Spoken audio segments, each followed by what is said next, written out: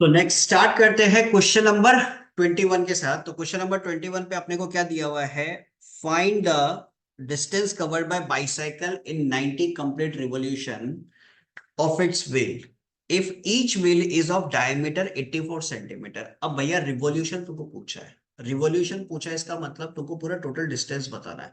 और एक सर्कल का टोटल डिस्टेंस कितना होता है? 2 पाई आर। तो सबसे पहले आप उस सर्कल का टोटल डिस्टेंस निकाल लो, ठीक है ना। तो बेसिकली सरकमफेरेंस ऑफ सर्कल कितना हो जाएगा? 2 पाई आर। गिवन आपको है डायमीटर 84 सेंटीमीटर। डायमीटर 84 है, मतलब रेडियस कितना हो जाएगा उसका आधा? 42। तो 2 × 22/7 इंटू 42। बोलो कोई इशू इसके अंदर? तो 7 6 टाइम्स 42। अब 44 × 6 करो। 44 × 6 कितना होता है? 240, 264 आपके पास क्या आ रहा है? सेंटीमीटर। बोलो कोई इश्यू इसके अंदर?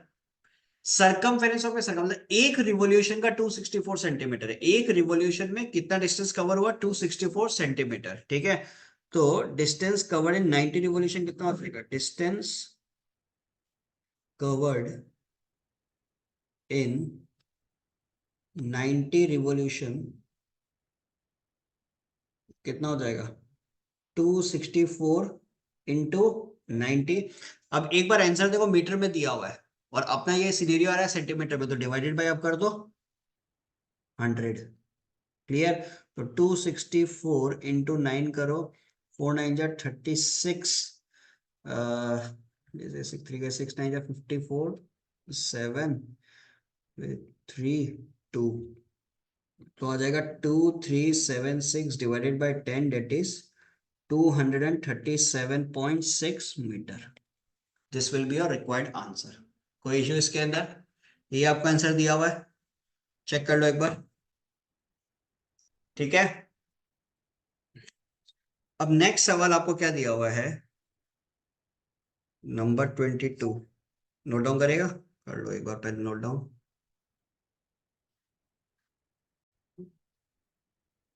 तो नेक्स्ट क्वेश्चन नंबर 22 पे आपको क्या दिया हुआ है? The diameter of the front wheel of a car is 84 centimeter. The diameter of the front wheel of a car is 84 centimeter, and that of rear wheel car is 112 centimeter. In covering a certain distance, the rear wheel rotates 480 times. Find how many times the front wheel will rotate. अब एक चीज सोचो, एक गाड़ी है। अब गाड़ी front का हो या रियर का हो, जब गाड़ी चल रहा है तो फ्रंट हो या रियर हो, दोनों का दोनों तो सेम ही डिस्टेंस कवर करेगा ना। ऐसा तो नहीं कि आगे वाला एकदम ही आगे चला जाए, पीछे वाला पीछे रह जाए, ऐसा तो नहीं होगा। तो बेसिकली इस क्वेश्चन के अंदर the distance travel by front wheel and the distance travel by rear wheel both are same, ठीक है ना। सेम ही होगा ना। आगे का टायर और पीछे का टायर भाई कवर तो सेम ही डिस्टेंस करेगा ना। गाड़ी तो एक ही जगह जा रहा है। बात समझ में आ रहा है? तो distance covered by front wheel और distance covered by rear wheel both will be same. अब अगर यदि हम व्हील का डिस्टेंस का बात करें, उससे क्या समझ में आता है? सरकमफेरेंस पूछ रहे हैं। सिंपल है, डिस्टेंस का बात का मतलब व्हील कितना रोटेट कर रहा है, तो उसका क्या पूछ रहे हैं? सरकमफेरेंस। अब अपने को ये बताना है कि find how many times the front wheel will rotate. Let x times the front will rotate. बोलो यहां तक कोई इश्यू? चेक कर लो एक बार, कोई दिक्कत यहां तक? तो फ्रंट व्हील का अपना डिस्टेंस कितना हो जाएगा? Distance of front wheel equal to distance of rear wheel. बोलो इसमें कोई इशू नहीं है, ठीक है। तो 2 पाई आर, 2 पाई आर का वैल्यू कितना होगा? फ्रंट व्हील आर का वैल्यू कितना है? 84 सेंटीमीटर, मतलब 84 का आधा डायमीटर दिया हुआ है ना। तो 84 का आधा कितना हो जाएगा? 42, ठीक है। और x टाइम्स अपना है तो x मल्टीप्लाई कर दो। क्लियर? फिर उसके अंदर 2 पाई, इसमें आर का वैल्यू कितना दिया हुआ? 112। 112 का आधा कितना, सॉरी डायमीटर 112 दिया हुआ, उसका आधा हो जाएगा 56। इंटू कितना टाइम्स दिया हुआ है 480 टाइम्स, तो 480 मल्टीप्लाई कर दो, तो 2 पाई कैंसिल आउट हो गया, x इक्वल टू कितना हो गया 56 इंटू 480 डिवाइडेड बाई 42, तो 7 से 6 टाइम्स 7 8 टाइम्स 680 टाइम्स, तो x is equal to 8 8 64 640 times, मतलब front wheel will rotate 640 times. कोई इश्यू इसके अंदर? चेक कर लो एक बार, कोई दिक्कत?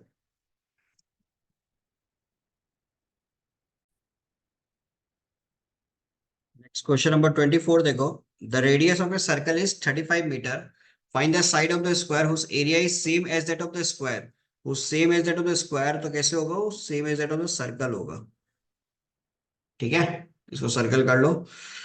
तो रेडियस आपको दिया हुआ 35 मीटर, तो पाई आर स्क्वायर सर्कल का एरिया होता है, ए स्क्वायर हो गया, किसका एरिया, स्क्वायर का है, तो 22/7 into 35 into equal to a square, 7 5 जा 35, तो 110 into 35 equal to a square, तो 35 इंटू 35 कितना हो जाएगा 5 8 और ये 3, तो 3850, तो ए स्क्वायर इक्वल टू मेरे पास कितना आ रहा है 3850, तो ये तो परफेक्ट स्क्वायर है नहीं, तो इसका स्क्वायर रूट निकालना पड़ेगा। स्क्वायर रूट निकालना आता है, लॉन्ग डिवीजन मेथड,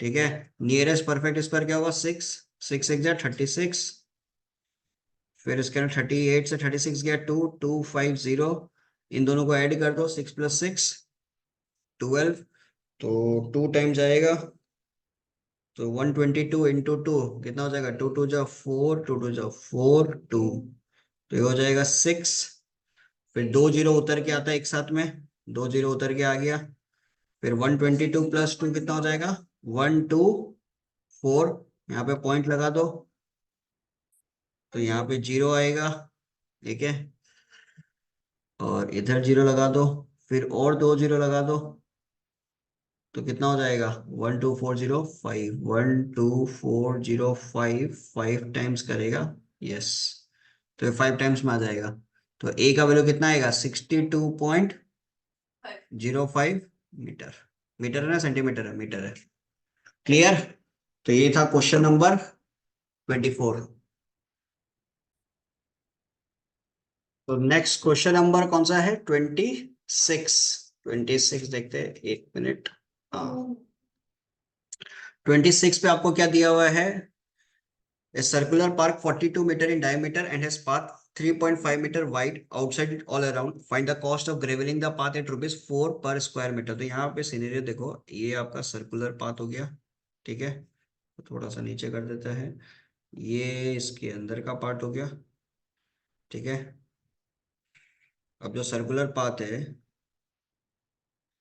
इसका आपको डायमीटर दिया हुआ, तो रेडियस कितना हो जाएगा 21 मीटर, 42 डायमीटर दिया हुआ है, तो रेडियस हो जाएगा 21 मीटर, 3.5 मीटर वाइड दिया हुआ है, तो आउटर सर्कल का रेडियस कितना हो जाएगा फिर 21 + 3.5 24.5। अब अपने को पूछा है find the cost of gravelling the path at rupees 4 square metre, 4 पर स्क्वायर मीटर, तो उसके लिए क्या करना पड़ेगा, बीच वाला जो पोर्शन है, ठीक है, बीच वाला जो पोर्शन है इसका पहले आप क्या करो, एरिया निकालो, तो एरिया कैसे निकालोगे, area of outer circle minus area of inner circle,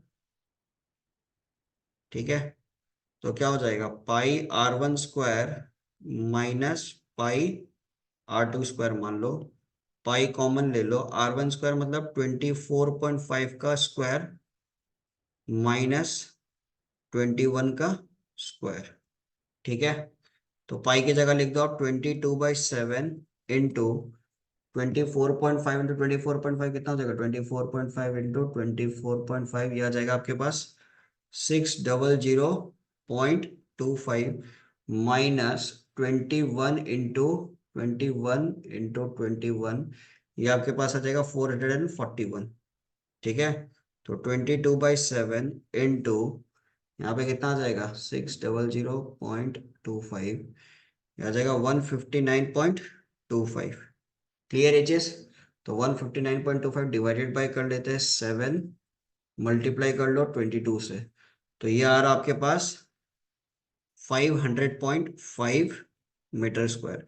तो कॉस्ट कितना हो जाएगा, 4 रुपया करके है ना, तो 500.5 इंटू 4 रुपीज, तो कितना आ जाएगा 500 इंटू 4 होता है आपका 2000, और 0.5 इंटू 4 2 रुपया, तो 2000, 2 रुपया आपका कॉस्ट लगेगा, ₹2002। 2002 will be the answer. Clear ये चीज, एकदम आसान था ये क्वेश्चन तो। तो नेक्स्ट क्वेश्चन अपन कवर करेंगे 29th नंबर। ठीक है, ठीक है। तो क्वेश्चन नंबर 29 देखो, ये अच्छा क्वेश्चन है। A park is in the form of a square of side 100 metre. ठीक है, एक पार्क है जो किसके फॉर्म में है, स्क्वायर के फॉर्म में, जिसका साइड कितना दिया हुआ है 100 मीटर। ठीक है, साइड दिया हुआ आपको 100 मीटर। ये बात समझ में आ रहा है? ठीक है। और इसमें बोला कि at the centre of the park is a circular lawn. इस पार्क के सेंटर पे क्या है, एक सर्कुलर लॉन है। ठीक है। और if the area of the park excluding the lawn is 8614 metre square, find the cost of raising the lawn at ₹1.20 per square metre. तो यहाँ पे सिनेरियो समझो थोड़ा सा। ये वाला पोर्शन का एरिया अपने को दिया हुआ है। ठीक है, अपने को क्या है कि इस लॉन को बनाने का जो टोटल कॉस्ट है ना, ये बताना है। Find the cost of raising the lawn at ₹1.20 per metre square. ठीक है, तो लॉन का कॉस्ट बताने के लिए लॉन का एरिया चाहिएगा। लॉन का एरिया बताने के लिए अपने को इसका रेडियस चाहिएगा। तो कैसे निकालेंगे ये देखो। क्या अपन बोल सकते हैं, area of square minus area of lawn is equal to कितना दिया हुआ है 8614। ठीक है, मान लो side of the square a है और आपका लॉन का जो रेडियस होगा वो आर है। ठीक है, तो क्या हो जाएगा, area of square a square minus pi r square equal to 8614। तो ये कितना हो जाएगा, 100 का square minus pi r square. ठीक है, तो 100 का स्क्वायर कितना होता है, 100 का स्क्वायर हो गया 10,000 minus 8614 equal to pi r square. ठीक है, तो pi r square equal to 10,000 minus 8614, कितना आ रहा है आपके पास 1386। ये आ रहा है 1386। बोले यहाँ तो कोई दिक्कत। तो अब एक चीज देखो, ओके, एरिया ऑफ लॉन तो आ ही गया अपने पास, पाई आर स्क्वायर ही तो एरिया ऑफ लॉन है। तो अब तो आगे रेडियस नहीं भी निकालेगा तो काम चल जाएगा, बिकॉज मेरे को तो इसका कॉस्ट चाहिए ना। तो कॉस्ट पर मीटर स्क्वायर कितना दिया 1.20, तो कॉस्ट डायरेक्टली निकाल लो, खत्म ही कहानी यहाँ पे, तो और इजी हो गया। तो कॉस्ट ऑफ लोन कितना हो जाएगा 1386 पे मल्टीप्लाई कर दो कितना 1.20, तो ये मल्टीप्लाई करने पे आपके पास कितना आ जाएगा 1663.2। This will be your required sir. बोलो कोई इशू इसके अंदर। सो this is your question number 29। 30 31 आपके लिए होमवर्क रहेगा, और कुछ कुछ क्वेश्चंस मैंने रिमेनिंग, बिकॉज बहुत सारे क्वेश्चंस हो जाते हैं, करना पॉसिबल नहीं है। तो ये सब क्वेश्चंस आपके लिए होमवर्क रहेगा। कहीं पे भी कुछ डाउट हो मेरे को आराम से पूछ लेना, कोई इशू। सो क्वेश्चन नंबर 30 पे अपने को क्या दिया हुआ है, from A copper plate which is square of side 12.5 centimetre, a circular disc of diameter 7 centimeter is cut off, find the weight of the remaining part if 1 square centimeter of the plate weighs 0.8 gram. तो यहाँ पे ध्यान दीजिए किस तरीके से अपन करेंगे। सबसे पहले एक आप बना लो स्क्वायर। ठीक है, स्क्वायर का आपको साइड कितना दिया हुआ है, जस्ट सेकंड, स्क्वायर का साइड आपको दे के रखा है क्वेश्चन के अंदर 12.5 सेंटीमीटर, 12.5 सेंटीमीटर। ठीक है, अब उसके अंदर अपने को बनाना है एक सर्कुलर डिस्क। ठीक है, उसका डायमीटर अपने को दिया हुआ है, सर्कुलर डिस्क का डायमीटर दिया हुआ है 7 centimetre. Clear? Find the weight of the remaining part if 1 square centimetre of the plate weight 0.8 gram. तो बेसिकली अपने को ये जो पूरा स्क्वायर है, स्क्वायर के एरिया से सर्कल का जो एरिया, सर्कल बेसिकली डिस्क का जो एरिया, उसको माइनस कर, उसको माइनस करने के बाद में जो रिमेनिंग पार्ट अपने पास बचेगा, ये जो रिमेनिंग पार्ट अपने पास बचेगा, इस रिमेनिंग पार्ट का वेट कितना होगा ये अपने को बताना है। ठीक है, तो आप लिख लो area of square minus area of circular disc. Area of square कितना हो जाएगा, साइड स्क्वायर, दैट इज 12.5 का square. Area of circular disc कितना हो जाएगा, pi r square, pi into r का वैल्यू कितना हो जाएगा, 7 सेंटीमीटर डायमीटर दिया तो इसका आधा हो जाएगा आर, सो दैट इज 3.5 का स्क्वायर। तो 12.5 का स्क्वायर कितना हो जाएगा हमारे पास, 125 इंटू 125 हो जाएगा 156.25 minus 3.5 into 3.5, 3.5 into 3.5 into 22 divided by 7, ये आ जाएगा हमारे पास 38.5। अब इनको माइनस करते हैं तो मेरे पास आ रहा सिचुएशन 156.25, तो ये आ जाएगा आपके पास 117.75 सेंटीमीटर स्क्वायर। क्लियर ये चीज? ये हो गया रिमेनिंग एरिया इस कॉपर प्लेट का। अब क्वेश्चन आपको बोल के रखा है कि 1 स्क्वायर सेंटीमीटर, ठीक है, 1 स्क्वायर सेंटीमीटर का वेट है 0.8 ग्राम, 1 स्क्वायर सेंटीमीटर का वेट है 0.8 ग्राम। तो वेट ऑफ 117.75 सेंटीमीटर स्क्वायर का कितना हो जाएगा, 117.75 इंटू 0.8 से मल्टीप्लाई करेंगे तो ये आ जाएगा हमारे पास 94.2 ग्राम। यही आपको दिया हुआ है आंसर। क्लियर है चीज? ठीक है, नेक्स्ट हमारे पास सवाल है 31 नंबर, लास्ट सवाल 2D का। तो इस पे आपको क्या दिया हुआ है, the trunk of a bitternut tree was broken by winds at a height of 12 meter above the ground but not completely separated. Its top meets the ground at a distance of 16 meter from the foot of the tree. From the foot of the tree, ये important है, from the foot of the tree. Find the original height of the ground. तो एक चीज आप सोचो, ठीक है, ये समझ लो आपका पूरा ट्री का हाइट है।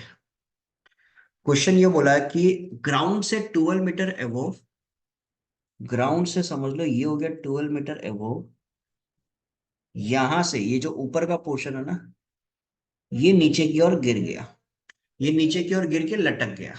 ठीक है, तो ये पोर्शन हमारा लटक गया। अगर ये वाला एक्स है तो जो पोर्शन लटका है वो भी तो एक्स ही होगा ना। क्लियर है चीज? और ये वाला जो पोर्शन है ये अपने को दिया हुआ 16 मीटर, आया ना, ये अपने को कितना दिया हुआ है, 16 मीटर। क्वेश्चन बोल के रखा है 16 metre from the foot of the tree, तो इसको मान लो ए, ये हो गया बी, ये हो गया सी। ठीक है, अब with the help of Pythagoras theorem अपन लिख सकते हैं x square equal to 12 square plus 16 square. तो x square equal to 144 plus 256, तो एक्स स्क्वायर इक्वल टू कितना हो जाएगा 400। तो एक्स का वैल्यू मेरे पास कितना आ जाएगा 20 मीटर। अब अपने को ये नहीं निकालना था, अपने को निकालना था क्या, find the original height of the tree. Original height ये है, तो ओरिजिनल हाइट कितना हो जाएगा, original height will be 20 plus 12, that is 32 metre. So this is your required answer. तो यहाँ पे कंप्लीट हुआ अपना मेंसुरेशन का फर्स्ट एक्सरसाइज, मतलब 2D पार्ट खत्म हो चुका है। ठीक है।